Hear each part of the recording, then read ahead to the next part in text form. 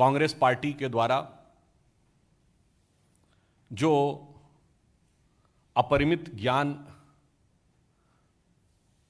उनके विदेश भ्रमण और गमनागमन में निमग्न नेता के द्वारा प्राप्त होता है, उस संदर्भ में हम यह कहना चाहेंगे कि हाल ही में जो घटनाक्रम कांग्रेस के अंदर हो रहा है, वो बड़े गर्व से कहते हैं कि वो देश की सबसे पुरानी पार्टी है। तो मैं ऑन द लाइटर नोट पहले कहना चाहूँगा कि घर में अक्सर बहुत सी चीज़ें पुरानी हो जाती हैं, तो सबसे आसानी से जो चीज़ें जल्दी पुराने होते हैं वो पुराने कपड़े होते हैं।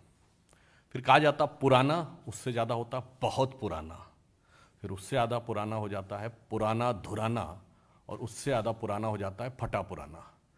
तो मुझे ऐसा प्रतीत होता है कि वह उत्तरोत्तर उस अवस्था की तरफ बढ़ते चले जा रहे हैं जहां पर कि उनकी प्रासंगिकता और आवश्यकता पूरी तरीके से समाप्त होती जा रही।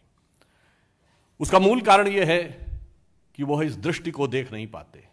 आज जब विश्व में इतनी चुनौतीपूर्ण आर्थिक परिस्थितियां हैं, इसके बावजूद प्रधानमंत्री श्री मोदी जी के नेतृत्व में चलने वाली सरकार की कुशल नीतियों के चलते हुए भी हमारी ग्रोथ रेट इन्फ्लेशन रेट से ज़्यादा है।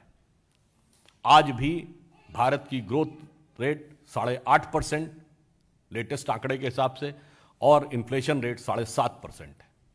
जबकि चाहे हमारे पड़ोसी देश हों, यूरोप हो, अमेरिका हो, और जहां वो गए हुए थे उस देश में भी रेट ऑफ इन्फ्लेशन देख लें तो ज़्यादातर जगह 2.5 अंक या बहुत अधिक ऊपर है। इतना ही नहीं, विगत 8 वर्षों में विश्व का सबसे बड़ा फाइनेंशियल इंक्लूजन, विश्व का सबसे बड़ा हेल्थ केयर प्रोग्राम, विश्व का सबसे बड़ा फूड डिस्ट्रीब्यूशन और विश्व का सबसे बड़ा वैक्सीनेशन, और ये सारी परिस्थितियां तब जबकि विश्व के ज्ञात इतिहास में यह पहला मौका था जब किसी एक वर्ष के लिए all G7 countries were having the negative growth rate.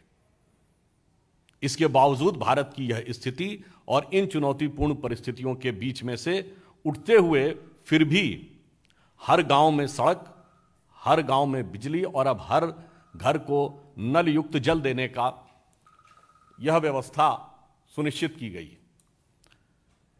फिर चाहे भारत की स्थिति एक सॉफ्ट स्टेट के रूप में समाप्त करना हो या रक्षा उत्पाद के बारे में आत्मनिर्भर बनाना हो, अथवा अंतर्राष्ट्रीय कूटनीति में भारत को एक नए गौरव और आत्मसम्मान के समान स्थापित करना हो, यह सारे कार्य यह दर्शाते हैं कि जैसे भारत की राजनीति में मोदी जी के नेतृत्व में एक युगांतर स्थापित हुआ।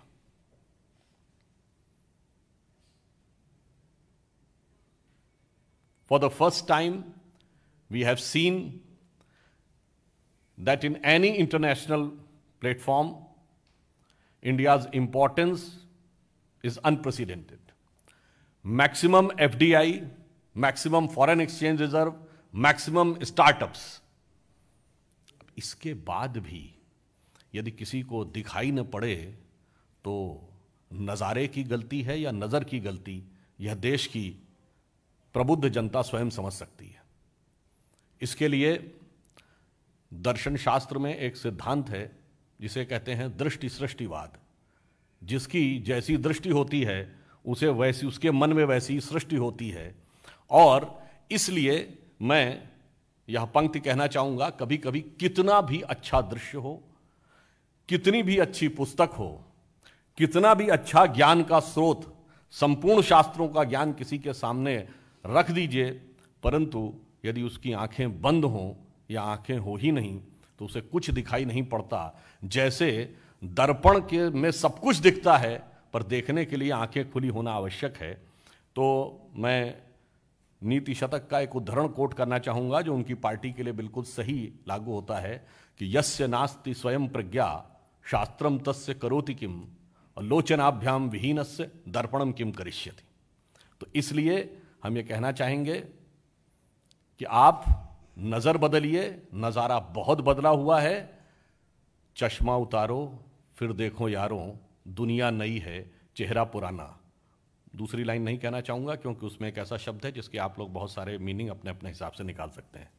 धन्यवाद।